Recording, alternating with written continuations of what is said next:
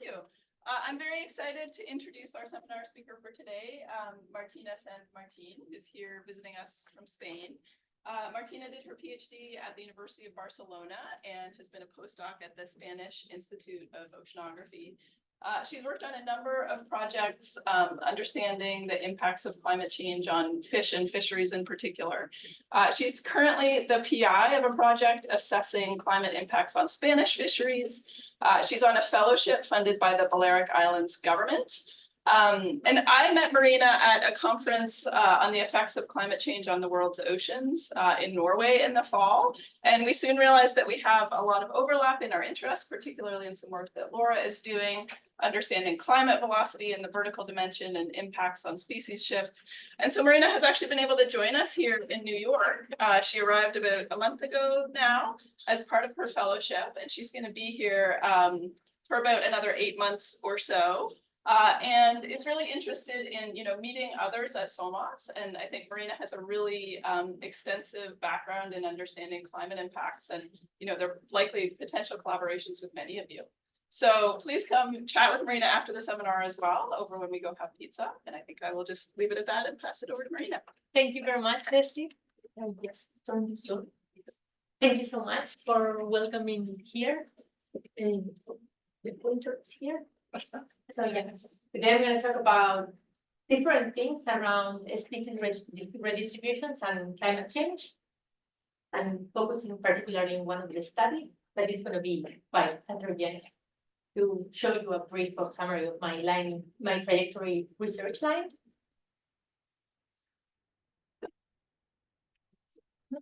I got it. Let me help you. The pointer is working. Now? Yeah, perfect. Sorry about So a brief summary of what I've been doing in my life, in my career and scientific life.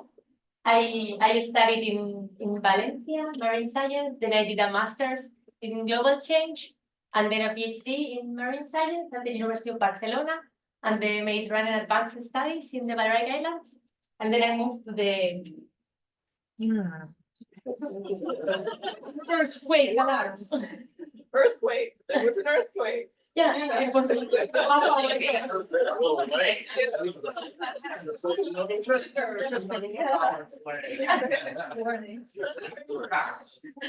Don't worry. Okay. So I did my postdoc at the Spanish Institute of Oceanography in Palma de Mallorca, and then I got a project funded. So I come from there, from the Balearic Islands in the Western Mediterranean Sea. And I've been doing different research stays in the Arctic University of Norway, in Tromsø, in the Svalbard University, also in Greenland, and at the King Abdullah University in Saudi Arabia. And now I'm here, New York, Long Island. And my PhD, I did my PhD in the Arctic on primary production and CO2 experiments.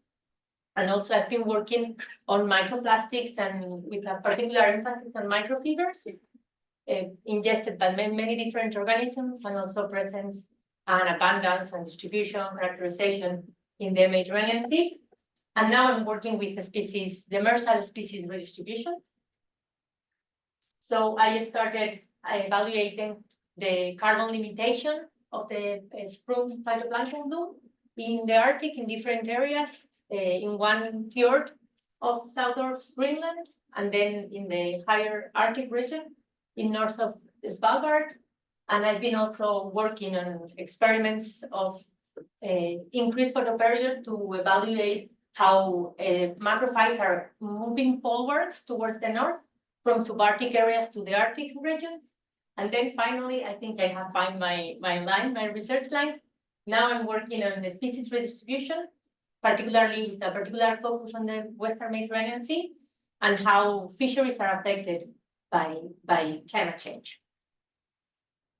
So there is a global poleward expansion of species that has already been estimated and reported for across many different studies. And there are particular cases, particular regional studies that are showing these changes. Many of them indicate that those changes are towards the poles, but some other regions indicate different movements, and those movements are also attached to the specificities of the species, and there is a quite complex mosaic of redistribution. We cannot always we shouldn't take only the message of forward migrations. But it's a global driver, and it's the most seen responses at global scale. For instance, there are some studies at global scale that show latitudinal shifts and also deep depth range, bathymetrical ranges towards deeper waters. In general, now we are talking about general global scale. And there's an important impact for fisheries. And also model projections indicate that this is gonna continue. It's gonna be probably increasing those changes. In the North America continent, there are also more regional studies that indicate a particular change for certain species that are targeted by fisheries. So those changes are happening, and it's important to tackle them because the impacts not only for the ecology of the species and the ecosystems, but also along the whole chain value of, in this case, commercial. As I mentioned, there is a complex mosaic of temperatures, and these temperatures are forcing species to move towards different directions. And there can be range extirpations and range expansions in terms of population. So it's important to take into account many different things when we are talking about species redistribution, and both in the latitudinal way and also in the vertical dimension. For instance, one of the studies in Australia, they have observed that using modeling a large pelagic fish habitat, it has been proved that the leading age the leading age means it's like the front part of the population, more or less the one that is going ahead.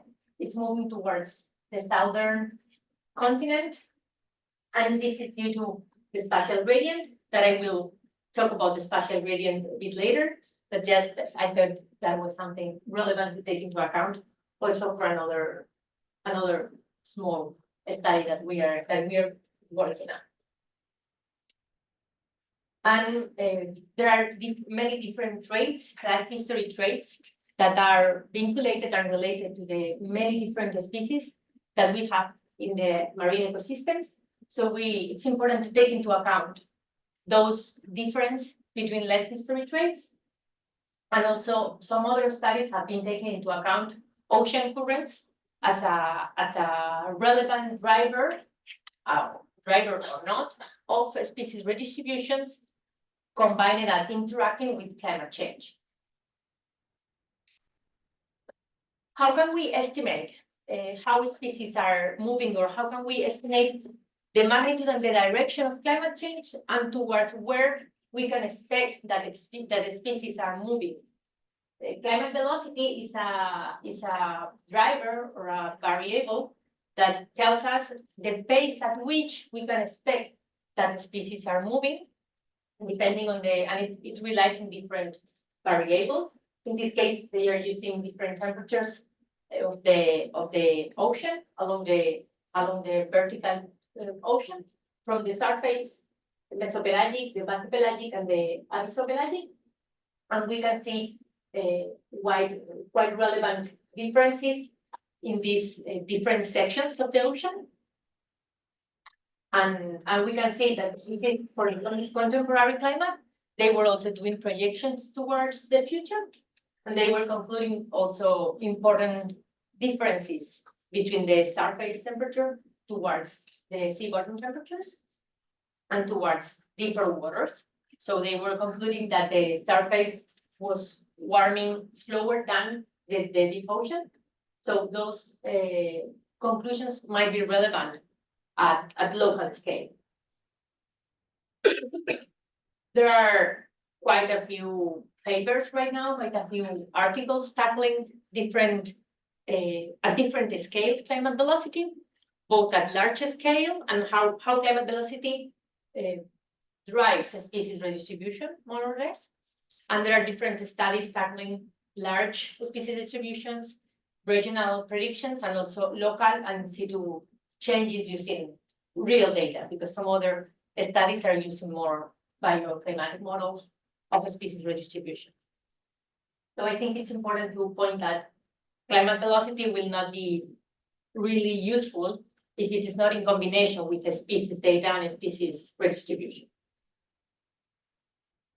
So now that's all of that articles and all of that studies that were the seed for this project. Climate smart strategies for small scale fisheries in the Mediterranean Sea. That's actually the goal of the project. But before all of that, we are first of all tackling impacts of climate change in the Western Mediterranean Sea, both in different types of fisheries.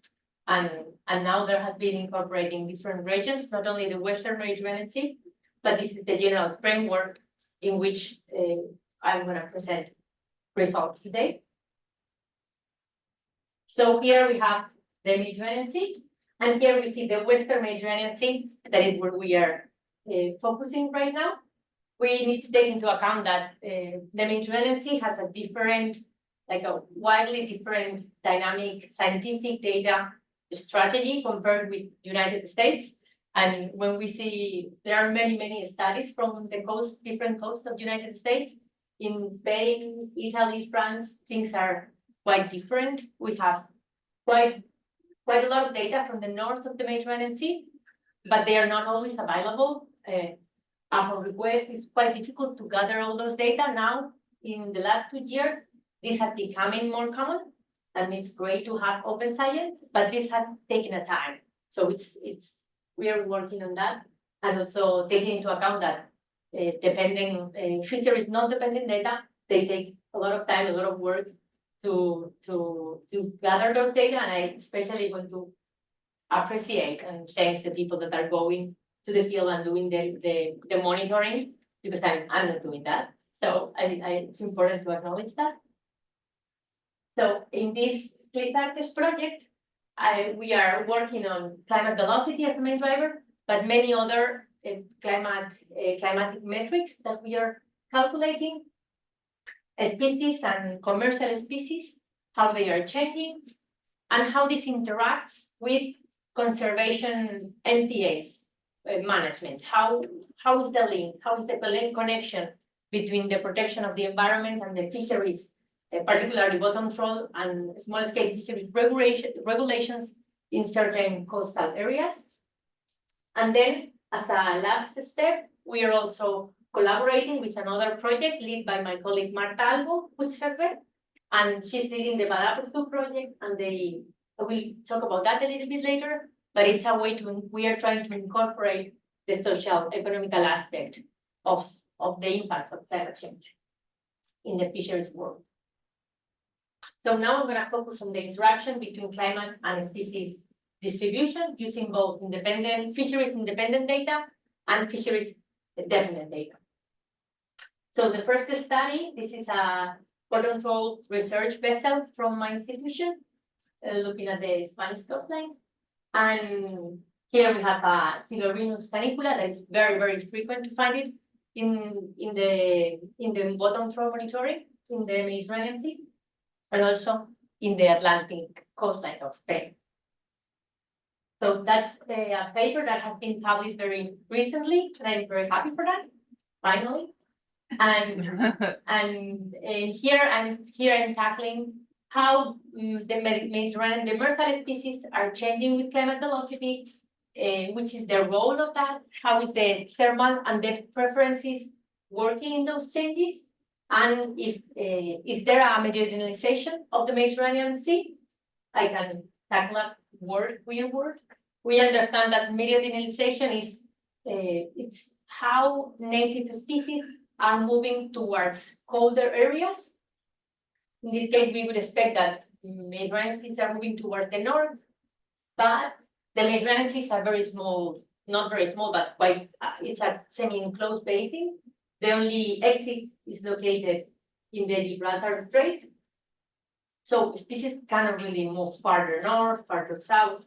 So we could, there are some studies that were reporting a movement towards the north of the Mediterranean Sea, towards the Gulf of Lions and certain areas. And that was the hypothesis that we were using at the beginning. There are other studies that also have been also working with climate velocity, such as this study that shows that climate velocity indicates that climate change is moving, like climate velocity trajectories are pushing climates on sea surface temperature isotherms towards the north here. And how we calculate climate velocity, let me check the time to make sure I'm not running out of time. So climate velocity indicates and estimates the movement of sea surface isotherms. In this case, we are using sea surface isotherms, but many other variables can be used: precipitation, oxygen. But here we are focusing on sea surface temperature. And climate velocity is the difference between the thermal temporal trend and the spatial gradient. The thermal temporal trend indicates how sea surface temperature are changing with time, and the thermal spatial gradient is with space. This is a very local, the thermal temporal trend is local, and every year is like it incorporates interannual variations, but the thermal spatial gradient is average the whole period of time series.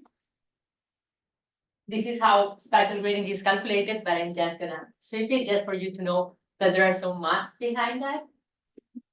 And dividing the temporal trend by the spatial gradient, then we have the climate velocity values, which are quite high in the south of the Barrier Islands.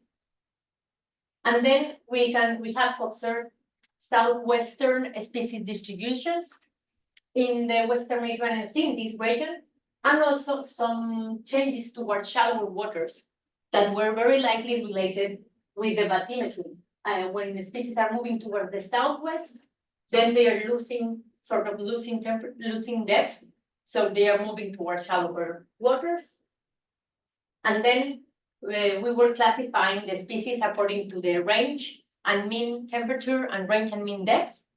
To classify them, we were trying to not end up talking about cold water species and warm water species, take into account other parameters that define the species preferences, but at the end we end up talking about cold water and warm water for us to understand. So here we can see that there is an increase of the center of gravity. That is the way many people are estimating right now the species distribution, and it increases with increasing velocity, as well as the bathymetrical depth. However, there are other indicators. We calculated a total of 7 in spatio-temporal indicators, such as inertia and dispersion, that they explain how the center of gravity moves in the space, but they were not related with climate velocity, and they were more related with the preferences of the species towards depth. And here we can see also different responses according to the depth and the temperature preference of the species. So we were wondering why these species are moving in the vertical, and why those changes are happening, and what are the responses in the vertical, because we haven't tackled that. So that's why I came here to work with vertical climate velocity and keep moving forward in this direction. And now I'm moving to other study that we have already started, that it's I'm tackling bottom troll data, fisheries dependent data in the whole Spanish coastline. And basically those data come from the auction of every single port in the whole Spain. And we are trying to put a bit of light on those data, because nobody really, there are not a lot of work doing it. So here I'm moving towards seasonal climate change and which is the seasonal change of the bottom troll landings in the Western Mediterranean Sea. And one of the questions were, how are the seasonal patterns? Is the week of maximum landings affected by the seasonal shift of climate change? And one of our hypotheses was that the southern region of Spain will be more affected than the northern part. Let's check timing to make sure. Yeah. So here we have all the ports from which we have data. There were many ports, but we end up using only 33 for quality data and reducing also the species to 23. And then the method that we were using, it was here, as you can see, this is a time series decomposition that indicates that here are all the observed data.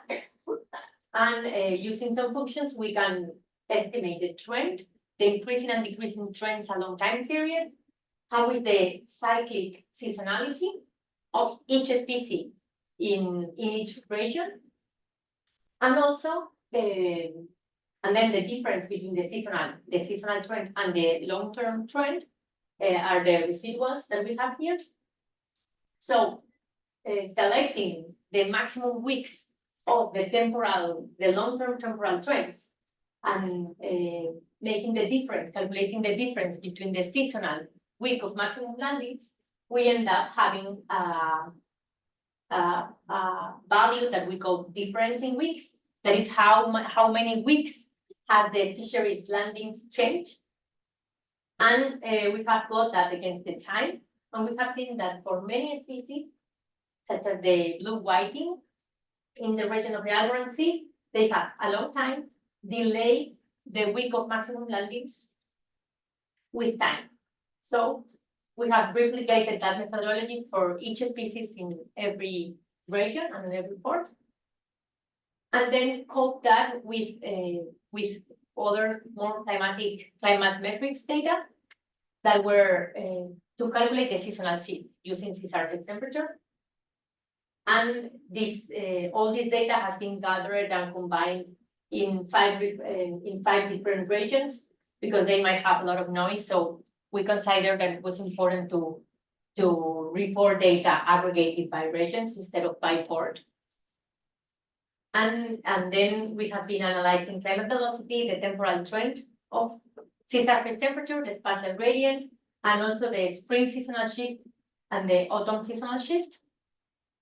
So we can see here the same driver that I presented before, climate velocity. And now the new thing are the seasonal shifts.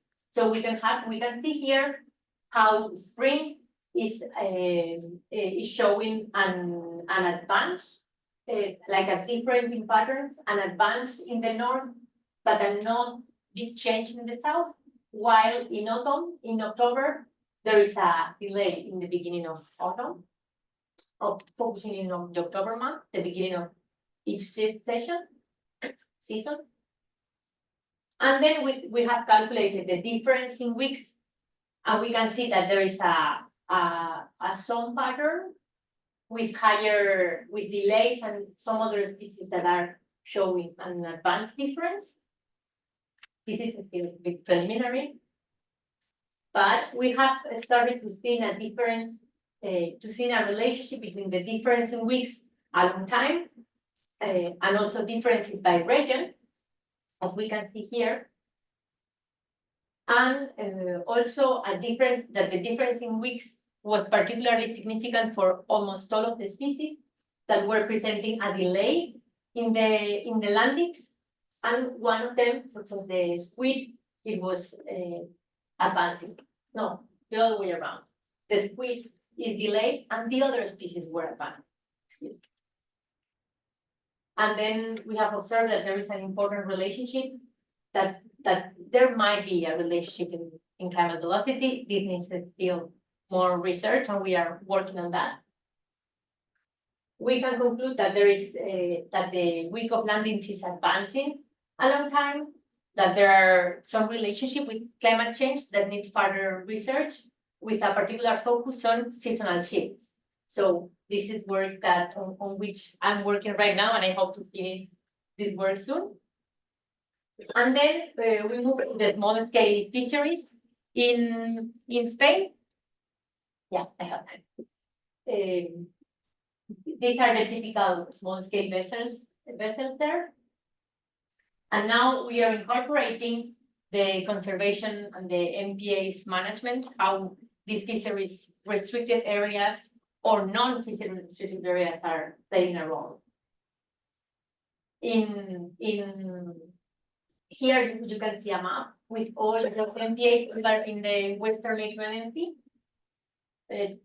Here we are doing a particular focus on the Catalan region and the Balearic Islands. Here we can see all the MPAs, but actually the ones that are really regulating fisheries are way less than the MPAs. Like we can see people talk about MPAs and we love MPAs, but actually they are not really implementing fisheries restrictions, and they are not really regulating fisheries in most of the areas, but in some of them they are.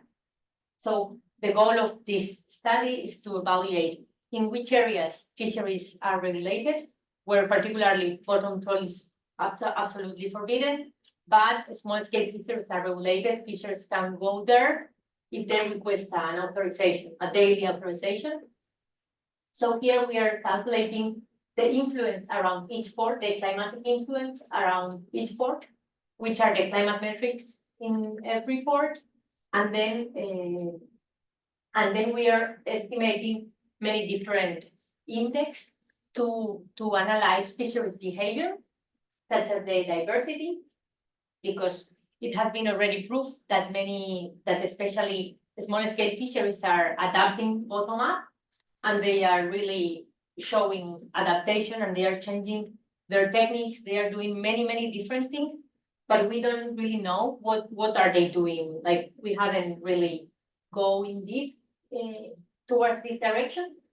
It has been reported at global scale, but we were wondering how this is impacting the fisheries catches and the fisheries behavior. So we can see here the index diversity, and contrary to what we were expecting the diversity increasing, but they are decreasing, because also the small scale fisheries fleet is decreasing a lot in the Western Mediterranean, because many fishers are leaving the work, many fishers.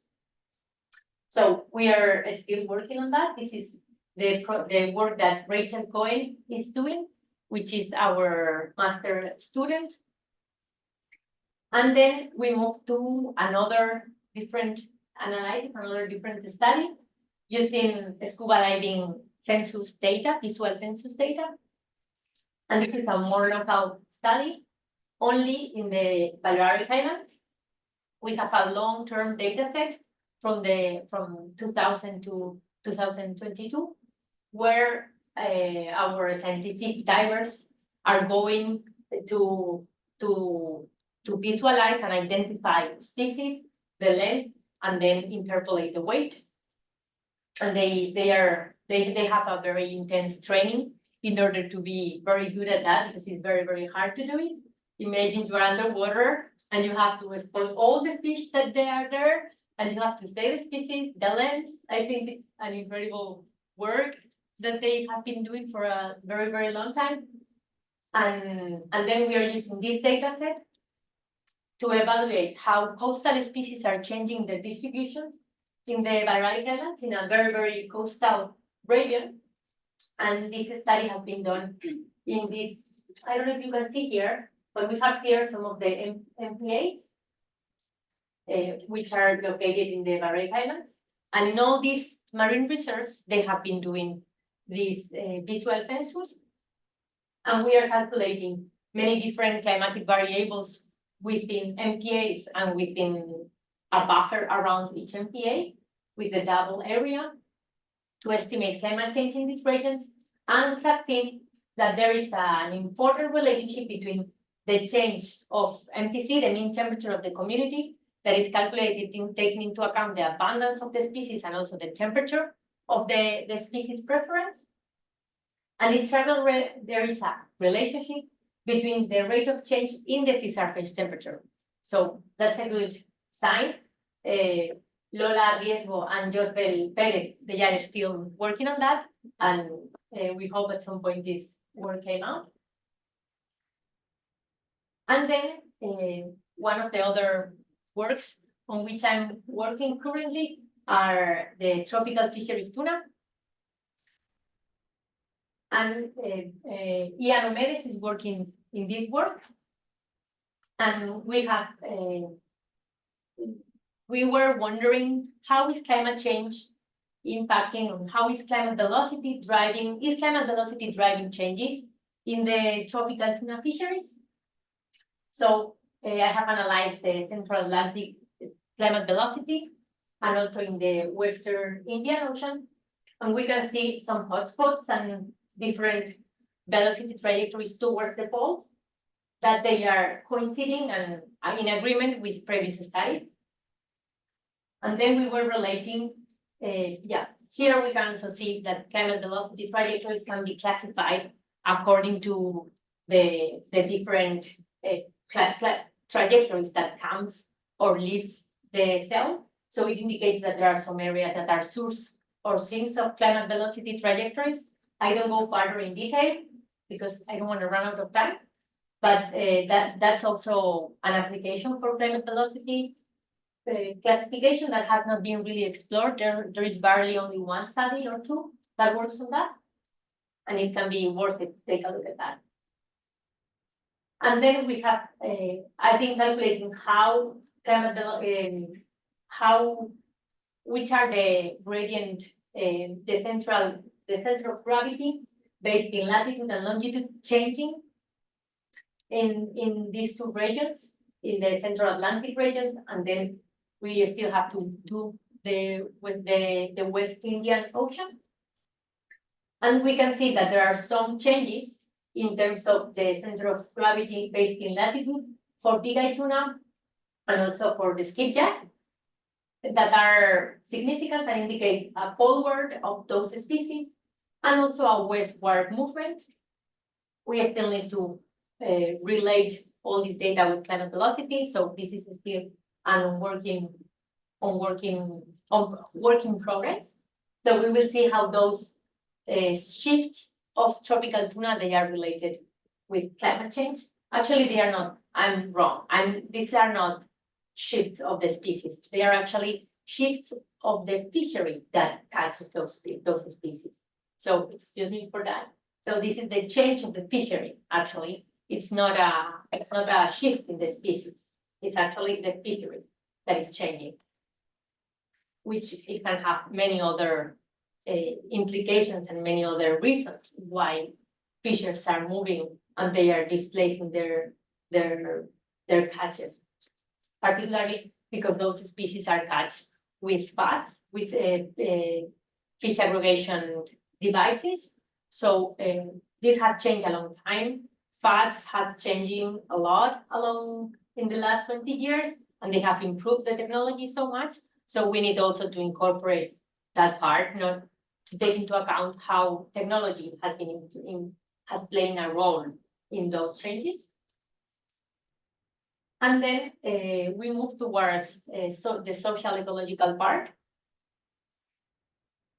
And thanks to the work that we are doing in another project, in the Balapes project, they are making many interviews to fishers in the Balearic Islands to ask them which changes they are seeing in the ocean, what are they perceiving, because actually the ones that are going every day to the ocean are they, not us.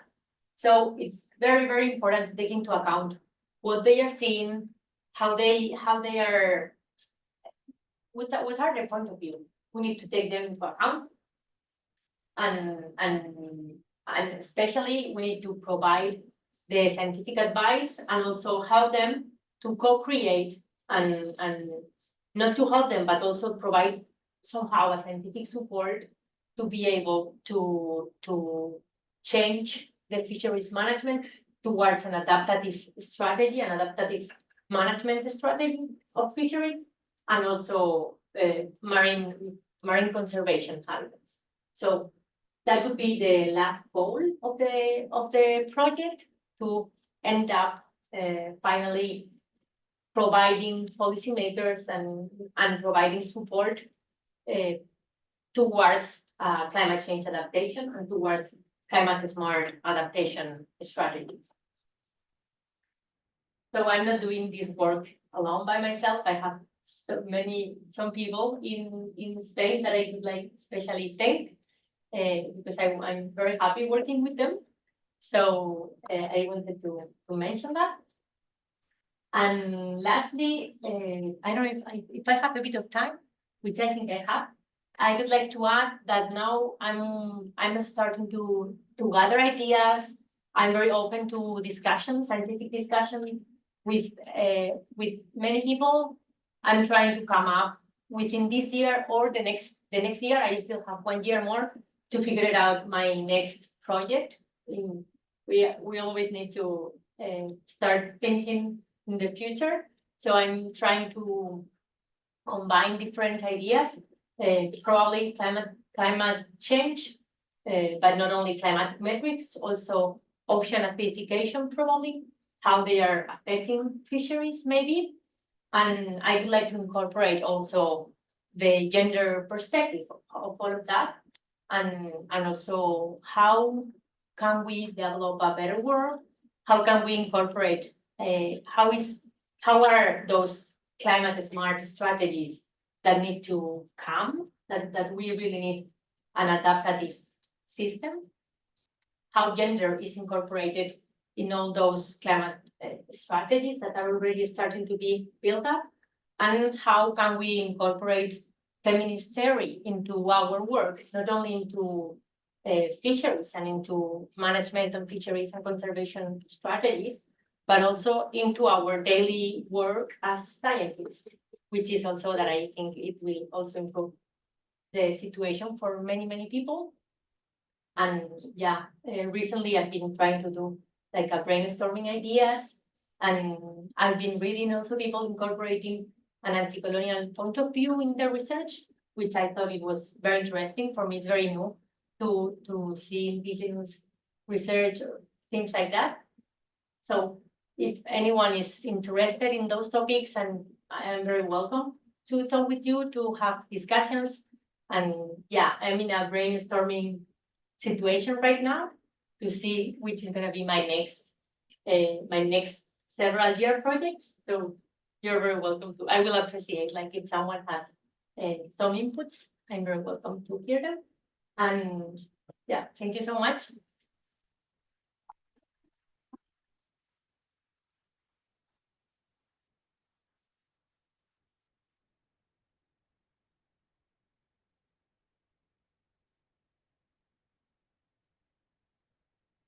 I had a question. I know you're just working on the tuna catch, but I just wondered if you've already incorporated effort into that, like accounted for effort in those shifts, or how you're thinking of doing that.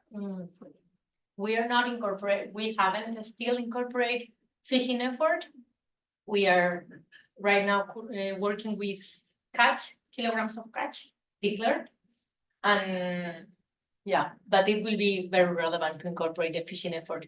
I think it's also one of the lacks of my research is that it's important to incorporate the fishing effort, because it will play a key role that will shape probably climate adaptative responses of species. So that's a good call. Thanks for your talk. Could you talk a little bit more about how you're incorporating the sort of local management perspectives in the way that you do the modeling, if at all? And that sounds like a hard thing to do. And yeah, what's your experience at that intersection? Yeah, that section, that intersection is the one I have less experience. But for instance, in May, we will have, there is another project that I haven't mentioned, but that on which I'm also collaborating, the Be Useful project, that it's European level. And they have already created a project, a game that is called the Serious Game, that they have been presenting at the ICES conference. And they will come to the Balearic Islands in May. and I will join them also. So the idea, we have already gathered many managers, fisheries managers from the islands, and also many people from the conservation part, NGOs basically, and also managers that are following, and they are doing also different surveys to track species and to track fisheries. So the idea is to gather them and play with them a game that meanwhile other people will be gathering data about it. Now next week there is the Ocean Decade Conference that is in Barcelona that I'm unlikely missing, but my colleagues will be there, and it engage a lot policy makers and many other stakeholders. So those kind of initiatives, they are a good platform to start working with them, because right now, at least here, I think it's very different, as far as I know. But in Spain, it's something that is in different aspects can be sometimes a bit difficult. So we are going slowly in that part, but I think it will be I think it will be relevant to talk about that, and also it will help us. I think scientists also, we need to make a big effort in terms of changing our language, because sometimes people don't understand you, and if they don't receive the message, then they will not really implement anything, or they will not really make any change. So that's also a big effort in which I think we should make put some efforts in terms of outreach and really bringing results to that. But it's a big I don't know, like a big challenge. So you related everything to essentially temperature, structure, and patterns of temperature. And I'm wondering if the actual governing factor for these populations is something perhaps related to temperature, but not temperature itself, like oxygen patterns or circulation patterns associated with temperature gradients. So what do you think might really be driving local population patterns themselves? Is it temperature alone, or is it really a derivative problem? I think it's a temperature. It can be a temperature driving change, but it's also very important to take into account currents, because actually the temperature is changing through currents. So and also the dispersal of certain species might depend on the currents, depending also on the dispersity range of each species. So I think it's a very specific case, and it's important to incorporate all of the variables, but then sometimes, it can be difficult to tackle all of the variables and then explain that data, but I think it's relevant, it's very relevant. At least in the Mediterranean Sea, it's also very important to start working also with primary production, because there it's very low there, primary production, and I think that's also one of the challenges. But many people end up using layers of many data, and some of them, primary production, for instance, or chlorophyll, when you really estimate primary production in situ and compare with satellite data, there can be important changes. So in our case, it's important to collect all of the in situ data that we have, and then combine them with the species or commercial species targeted data. And sometimes I think one of the biggest problems, at least where I live, is to make them combine all of them, they are more or less available, those data sets, but you need really to merge them, and I don't know, there's a lot of efforts put into sampling and long-term monitoring, but you need them to have them at the same time, maybe, or like work more together. But yeah, it's important to incorporate other variables besides this surface temperature. It's an easy one, actually.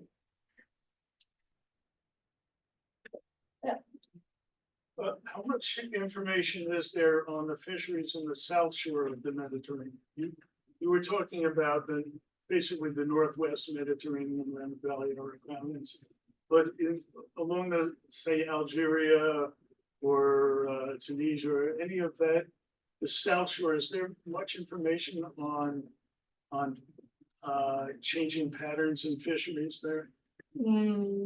Unfortunately, there are not many. I haven't had the opportunity to work with other data sets yet from the Mediterranean Sea. That is one of the things that I will do in the next months, is to start incorporating other areas. But unfortunately, there are not many data from the south of the Mediterranean Sea. Some of work has been already done in Tunisia, but other regions, they are lacking of monitoring. It's a flag, I think. It's something that is missing, and it's been missing for many years. And I've been thinking about it. One of my ideas was to start proposing some work, like co-work with researchers from these regions. And I don't know, I was a little bit like afraid of having a too big challenge. So I end up not choosing, probably I will discard that option, but it's an important lag that we have. Yeah. FAO and the General Fisheries Committee for the Mediterranean, they're doing a big work collecting all those data, and they have very good reports every year about the fishery situation in the whole Mediterranean Sea, despite there are lack of data. So there are some reports about that. But so, yeah. Yeah, this is going back to a definition of climate velocity. If I heard right, your denominator, you kept it for the whole study period, right? The spatial gradient, you allowed it to be for the whole period. And I think that distorts the climate velocity in a way, because you're freezing it so the gradients are being frozen with time all the time, and that is not very true. So how do you I don't know if I understand your question. I can show you if it works. I can show you some.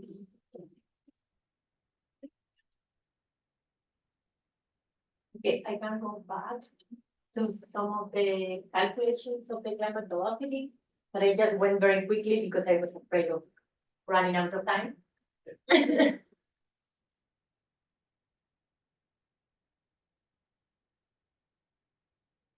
So here, so that's how we calculate climate velocity. And usually you take into account, this is one type of climate velocity calculations, the gradient-based climate velocity. But there's also another way, using the analogous climate, analogous temperature, setting a certain radio to look for similarities between temperature. But in this case, it is a local method that you look at one cell and you only take into account the surrounding 8 cells of your grid of data. And then you have all the like a stack of layers with all your years. And then you create for every cell, you create a linear regression. And then the temporal trend is the slope of those linear regressions, which in this case, all of them are significant, almost all of them, except in the Gibraltar Strait, because it's an area with many currents. But in the rest of the Western Mediterranean Sea, the linear regressions were all significant. And then we divide the temporal trend by the spatial gradient, and the spatial gradient is calculated using the differences in degrees of latitude and longitude. So, and it's calculated as an average for your whole period. So, in the end, the spatial gradient is affecting a lot climate velocity, because you can have big changes in temporal changes, but sea surface temperature is not spatially changing that much with time. So this will be the spatial gradient, and in the end, climate velocity can be driven by by the spatial gradient and also by the temporal trend. I don't know if I have replied your question. If you can repeat your question. We can talk later. The bottom part is wrong. You are assuming the gradients are fixed in time, but they move all the time. Those are oceanographic features. I don't think that's good. Well, I mean, this is a climate velocity metric that's been put forward specifically for understanding like organismal responses. And the idea is, I think that your spatial gradient is kind of reflecting how far you'd have to move horizontally, right? Yeah. In order to stay at the same temperature. That's what the method is based on. Yeah, And then your temporal gradient is saying how much it's yourself moving. So the idea, yeah. The spatial gradients of the oceanographic features for the last 30 years have remained the same. Yes, In the ocean, actually, like if we relate, I don't know if I have that graph here. So the spatial gradient, if we had here different mountains, then we will see big differences in the spatial gradient. So when we go up a mountain and then the temperature decreases, we will have a big spatial gradient change because temperature is changing very quickly when we go high. But here in this case, we are only taking into account the horizontal layer and the sea is flat. So we don't really see big changes in the space. So we don't see that temperature is changing a lot in this region. And probably the spatial gradient, one of the idea that I have with some colleagues from our project is to combine those data using the same data set for ocean circulation and calculate ocean circulation in this region and see what they show. But previous studies have shown that this region is highly, that ocean circulation is very high here. There's a lot of increased change and mixed change, like a mixed change in the surface. So temperature is changing especially a lot in the Gulf of Lions, as well as in the Gulf of Gibraltar. But in the Western Mediterranean, in the south of the Balearic Islands, the currents are not as high as in the other regions, and that's why the spatial gradient is very low in these regions. But if we would take into account also the vertical climate velocity, then we are adding the third dimension, because here it's only like horizontal, not really. That's why my plan is to work with Laura Gruneberg to start working on the 3D climate change dimension. Maybe you think something different, but Okay, I mean, how about continuing that discussion over pizza in the Swanson room? So thank you so much for your attention.